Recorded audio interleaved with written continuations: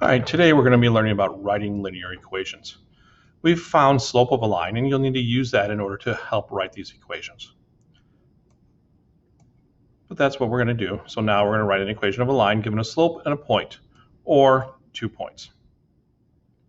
So two forms that we need to talk about is slope-intercept form and the next one, which is point-slope form. Now, slope-intercept form you've been using for a couple days now in terms of graphing. Y equals mx plus b. M is your slope, and b stands for the y-intercept, where the line crosses the y-axis. So it's 0, comma b is where that crosses. It's either up or down, wherever it's at.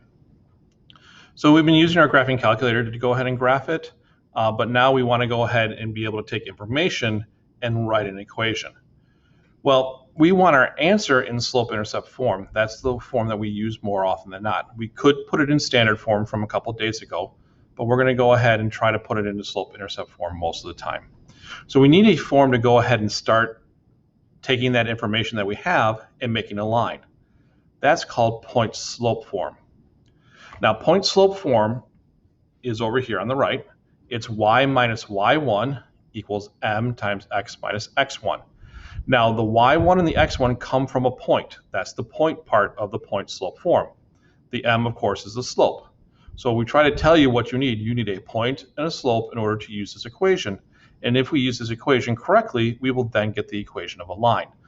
We'll have to do some distributing. We're going to have to add some values over, but I'll show you that in a problem, an example coming up here in just a minute. All right, but it's y minus y1 equals m times x minus x1. Notice the y and the x. They're just part of the equation. They do not change. They're just going to be y's and x's. Any equation of the line, like this one, has a y and an x in it, and then some numbers. So going back here, we have y and x, and then we're going to have some other numbers that we're going to fill in. Again, there's our slope, and then these other numbers will go ahead and figure out our b value, our y-intercept. All right, so let's try a problem. So write an equation in slope-intercept form for a line that has a slope of -3/5 and passes through the point 5, comma -2. So we're going to start with our point slope form here. The red here, y1, and the x1 here, that's our point that we're going to get from here. And our m here is that -3/5. So we're going to plug those in. The -2 goes in here, and notice we have a minus a -2. We'll deal with that in just a minute. That's going to be a plus. And we have this -3/5 and then -5.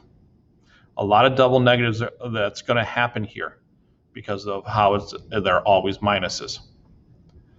We're going to have to take this number, we're going to distribute it, we're going to also simplify the left side.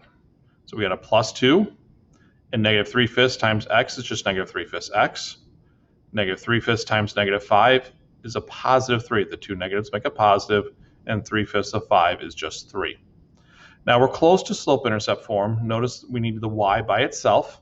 So we have this +2 here. We're going to have to subtract the 2 over. So we subtract 2 from both sides, and we get +1, and that's the equation of our line. That's the equation of a line that has a slope of -3/5 and goes through the point 5, -2.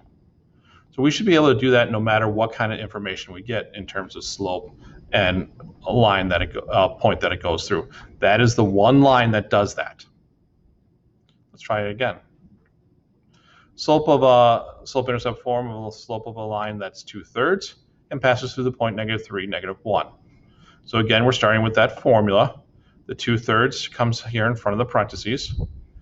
The -3 is the x value, so minus a -3. So again, that's going to be that double negative. Anytime we have a negative, we're going to get that.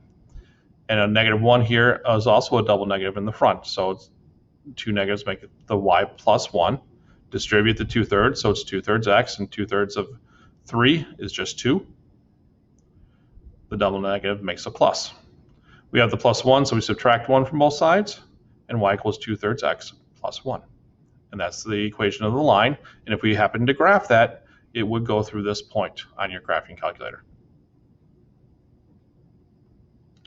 We could even go ahead and write an equation from something like this, where we can go ahead and we see some points that it goes through, like it goes through this point here and this point here, and a point up here, we can go ahead and count that slope. We can go down 1 and over 3, so that's a negative 1/3. And we have some points that it goes through. We don't quite know what this point is here, the b value. So I can't really just write it out. I know what the slope is. It's down 1 and over 3. So we're finding the slope. Now you can do, just like what we did a couple days ago, you can actually write out the points, or you can just count it up. Either way is fine, but we know it's negative 1/3. All right, and then we're going to take a point, like the 2, 3, or the negative 1, 4, and we're going to plug it into that formula.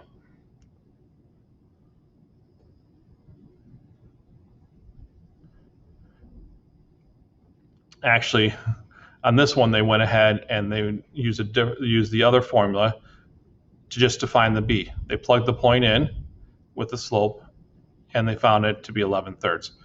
Those point slope formula is easier. It's more refined. I'm sorry I did not understand that they did this way. I didn't obviously do my homework. All right, so we substitute that in. Once we know what the b value is, it's 11/3, and we can go ahead and have our answer. Let's try that again. So here's one. Now this one, we actually know what the b value is. So I can count my slope. So down 1, 2, over 1, 2, 3, 4, 5, 6. So down 2 and over 6. So that's negative 1/3. So we already know what the answer is already. But it goes through 3. So that's our b value of the +3. Now we can do it from an information that they give us, or we can also do it from obviously a graph. What about if they give us 2 points? Now again, this formula that we're using is a point slope formula. So we need a point and a slope. Well, now we have 2 points. That's more than enough. Slope, though, we don't have that. Luckily, we figured out a couple days ago how to figure out slope. And to figure out slope, we're just going to do y2 minus y1 over x2 minus x1. So we're going to go ahead and do that like we did on one of the earlier problems. So find the slope of the line, y2 minus y1 over x2 minus x1. So we have our 2 points, 7 and negative 3, and negative 3, 2. So it's 7 minus negative 3, again, the double negative, and negative 3 minus 2. Simplify that, we get 10 over negative 5, or just simply negative 2. Now we can go ahead and plug that into our formula. We're going to put in the negative 2, and we're going to put into negative 3. If you wanted to choose the other one, it's fine, it will work. So you can choose either of the 2 points. We had more than enough points. We're going to need, we have the double negative, that's going to make a +3, and we're going to distribute over here on the right. So negative 2x plus 4.